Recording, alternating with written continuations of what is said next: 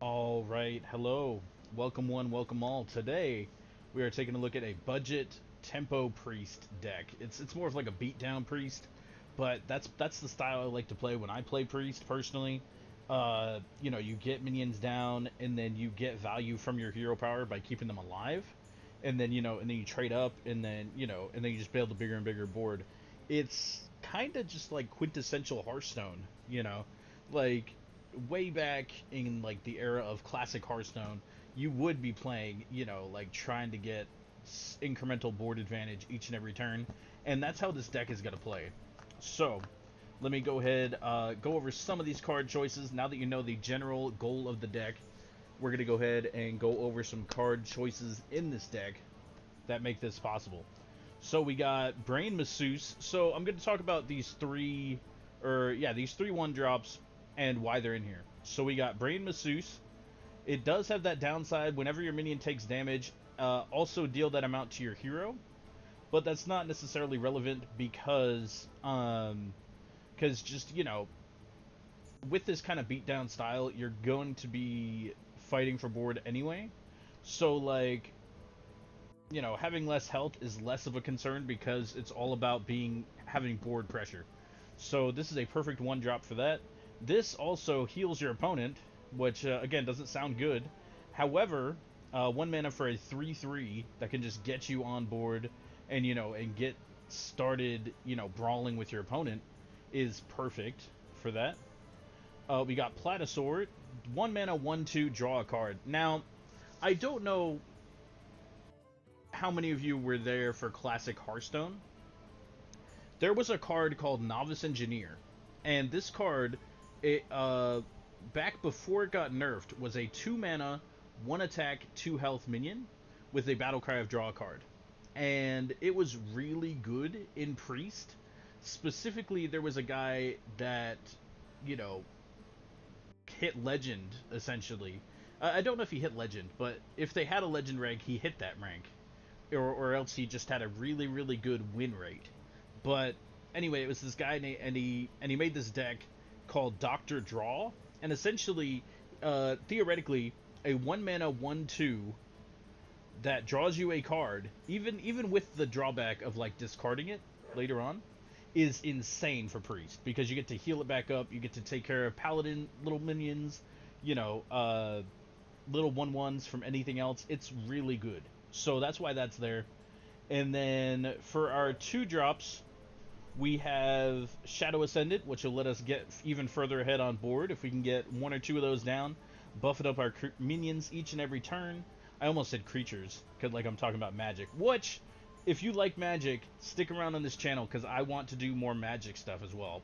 Magic the Gathering.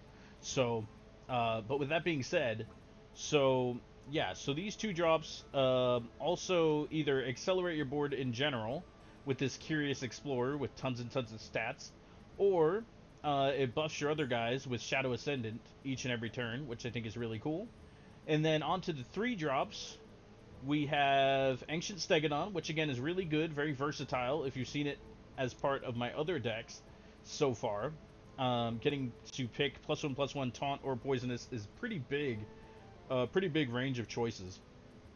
Petrified Ogre, again, this is really good. You play it 3 mana 5/5. It starts dormant, which sounds like a drawback. However, your opponent cannot interact with that until it wakes up. So essentially, it's not as much of a drawback as you would think. It's a bit slower because it's dormant, but at the same time, it doesn't get interacted with until it wakes up, which is huge. And then we also have Twilight Mender, which gives you a random Holy and a random Shadow spell. So getting two random spells on the back of a 3 mana, 3 attack, 4 health creature is just incredible, in my opinion. So with that being said, those are my three drops. Again, versatile, gives you more resources, etc. 4 mana, we have Big Game Hunter for removal. We got Blob of Tar just because it's a really good annoying minion to like heal up and like deal with multiple enemies. Draw two cards. Kindred, it costs 2 less. So just drawing 2 cards for 4 mana is kind of like mid, but Kindred getting them to cost less. I don't know if you guys remember Skull of Gul'dan. That card was ridiculous for Demon Hunter. This is a similar card. I mean, it's cheaper. It's cheaper, but you also get, you still get 2 cards, and they're still discounted if you get that Holy Kindred off. So that's really, really good. And then we got Grave Dawn Void Bulb, which summons a random 4-cost minion and gives it taunt. However, it'll do it again if you've played a shadow spell. So literally, well, if you played a shadow spell last turn, I think is how it works. So summoning 2 random 4-cost minions with taunt for 4 mana is kind of crazy. So I'm hoping to set up some of those plays to kind of, again, build up on my board and then brawl with what I have, and and incrementally gain more and more of an advantage. And then we have Willful Watcher. Now this guy has 4 attack, 7 health for 4 mana.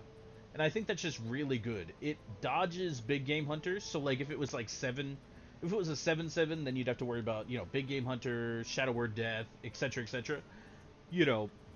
I don't even know if Shadow Word Death is in standard right now. But anyway, 4 mana 4/7 is still really good. It still attacks, and it still takes a heck of a lot of punishment, so you can go ahead and heal it back up. Destroying the top 3 cards of your deck is perfectly fine.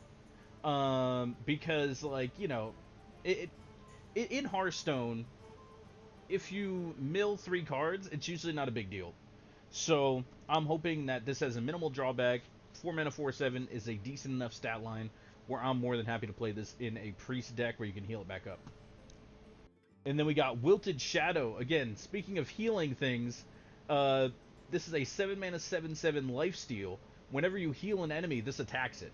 So say your opponent has 5 health.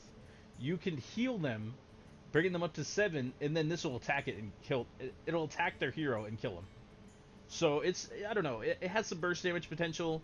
It also has some niche capabilities against the opponent's face, but also it won't attack your own minions if you're healing your own minions. So it also still doesn't have any anti-synergy with my deck, which is something I was really cautious about when adding this card. And then, last but not least, we have the Whirling Stormdrake. I do think this card will be able to end games. In this deck, you're not so much getting the Kindred effect. I don't think I have very many elementals or dragons. I mean, Wilted Shadow is an elemental, but and so is Blob of Tar. So actually, we might have enough elementals to get the immune on it. But the main thing is that it has Wind Fury. So you have an 8/8 with Wind Fury. If you're able to have it survive a turn, will absolutely deal 16 damage to your opponent's face, and I think that will absolutely help you close out games when the time comes for that. So, yeah, absolutely. Thank you so much for coming and talking about this deck. This one is the one I'm the most excited about. It's the most like controversial deck I've made so far, where like you really gotta like think back to like early Dragon Priest days, where like you're trying to incrementally build your board state, and then you're just able to win essentially. Like you just get on board, you stay on board, and you win. It's basically like Zoo, but with more expensive cards. And I don't know, I like that. I like that a lot. I like playing Priest like Zoo because you can heal up your minions and like have them outlast your opponent's minions while you're trading and getting all these good trades. It's really a lot of fun. So I hope to actually be able to show you gameplay of this one when the expansion launches. But as of right now, thank you so much for watching, and please, please, please leave a like or subscribe if you're seeing this on YouTube, and if you're seeing it on Hearthstone, please leave a like. And try to follow me. I don't know if you can follow me, but if you could, that'd be great. I don't even know how Hearthstone works, like when it comes to like following people, but I'm honored you're here. I'm honored you made it to the end, and I really am thankful for each and every person that I get to share these decks with. So thank you so much, and I will see you in the next one. We still got like, I don't know, I think like 7 more classes to go, so we got a full week of additional budget decks to go. So if you are excited, please leave a like, please leave a subscription, and I will see you there. Alright, peace. Thank you.